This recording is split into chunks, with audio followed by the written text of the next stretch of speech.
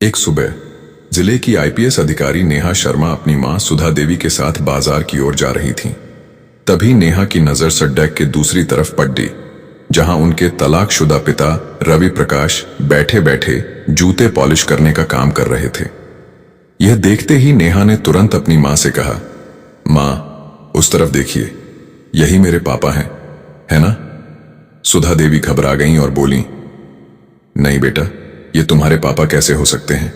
तुम्हारे पापा तो एक प्रतिष्ठित व्यक्ति थे, ये तो एक मोची हैं। देखो, जूते पॉलिश कर रहे हैं, ये तुम्हारे पापा नहीं हो सकते। नेहा बोली, नहीं मां, आपने जो फोटो मुझे दिखाया था वही चेहरा है। मुझे पता है आप झूठ बोल रही हैं, यही मेरे पापा हैं। प्लीज मां, इन्हें हमारे घर लेकर चलिए। देखिए ना, इनकी हालत कितनी खराब है। इतने में जूते साफ करते करते रवि प्रकाश की नजर सुधा पर पड़ी डिडी। वह उन्हें देखते ही तुरंत पहचान गए और शर्म से अपना सिर झुका लिया। ये सब नेहा देख रही थी। उसी पल उसे यकीन हो गया कि यही उसके पापा हैं, लेकिन सुधा उसे खींचते हुए वहां से ले जाने लगी। वह कह रही थी, ये तुम्हारे पापा नहीं हैं, तुम्हें गलतफहमी हो गई है, चलो घर चलें। मगर नेहा हाथ छुद्धाते हुए बोली, नहीं मां, पापा को घर लेकर चलो, देख तो लो उनकी हालत कितनी खराब है, सब ठीक हो जाएगा। मां, भले ही आप दोनों का तलाक हो चुका है, लेकिन वह मेरे पापा हैं।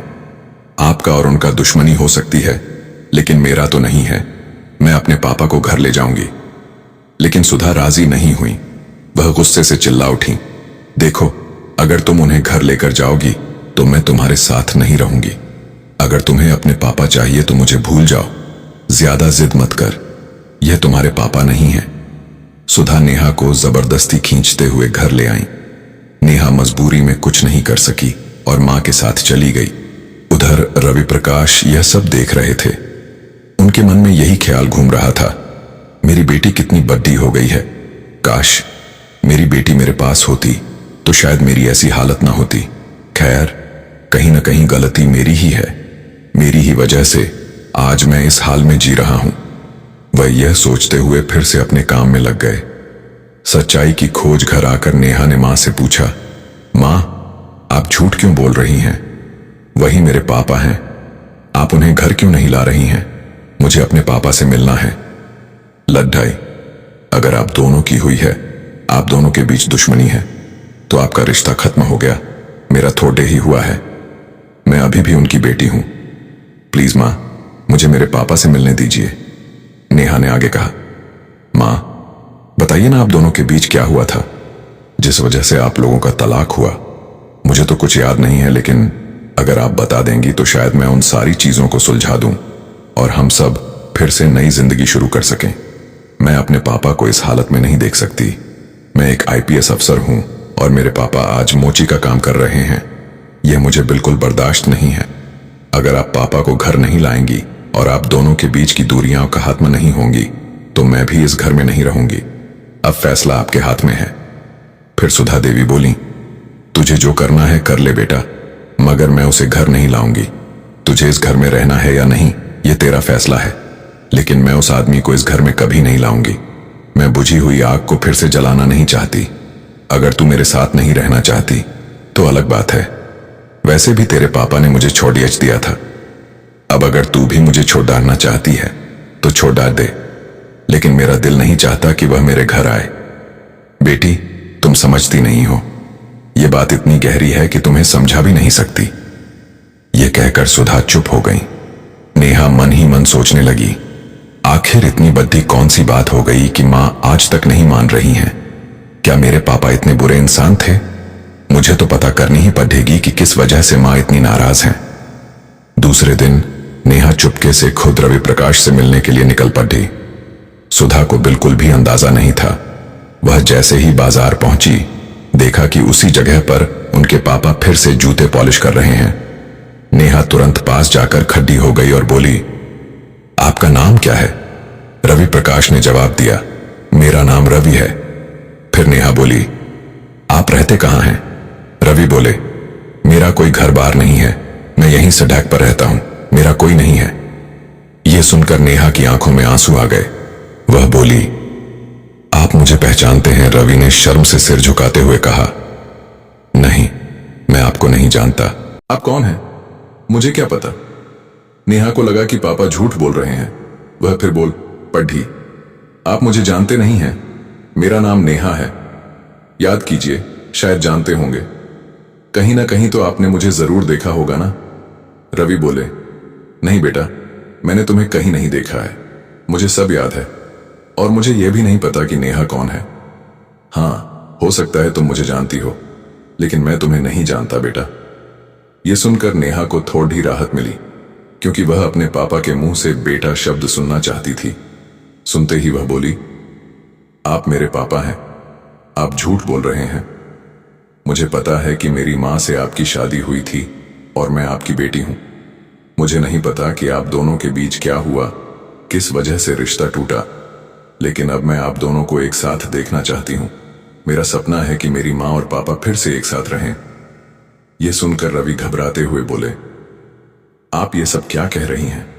मेरी तो शादी भी नहीं हुई। आप शायद किसी और के बारे में बात कर रही होंगी। मैं किसी का पापा नहीं हूं। नेहा फिर से बोली, देखिए, मुझे पता है कि आप मेरे पापा ही हैं और मैं आप दोनों को मिलाकर रहूंगी। चलिए, मेरे साथ घर चलिए। आप ये सब क्या कर रहे हैं? आपको यह शोभा नहीं देता। मैं एक आईपीएस हूं और एक आईपीएस की बेटी के पापा इस तरह का काम नहीं करते।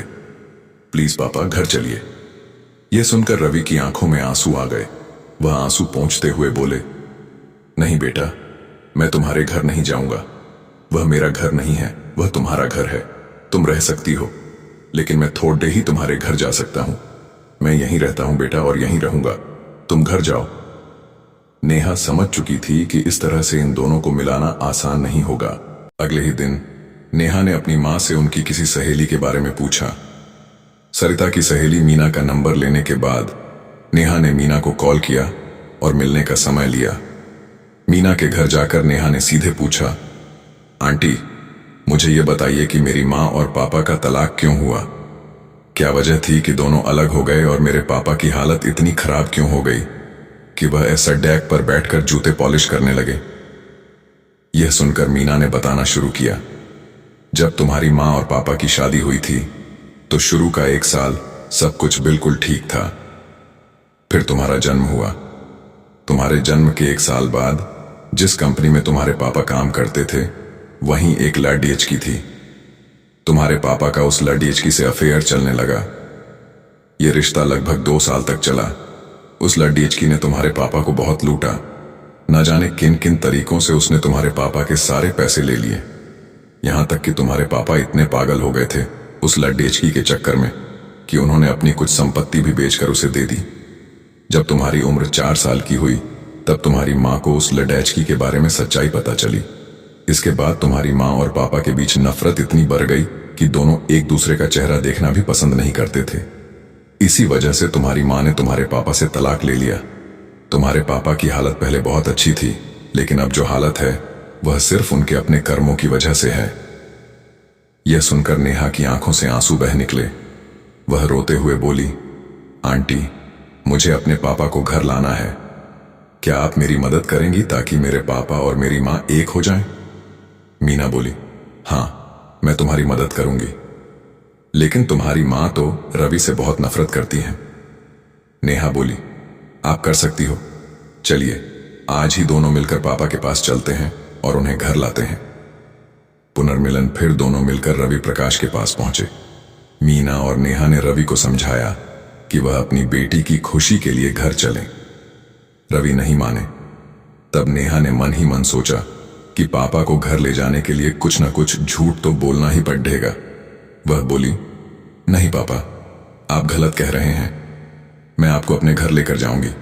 वैसे भी मां ने आपको बुलाया है। अब सब राजी हैं। प्लीज पापा, घर चलिए। हम लोग अब खुश रहेंगे। नेहा झूठी बात कहकर अपने पापा को मना लेती है कि मां ने उन्हें घर बुलाया है। यह सुनकर रवि मान जाते हैं और तीनों मिलकर घर चले जाते हैं।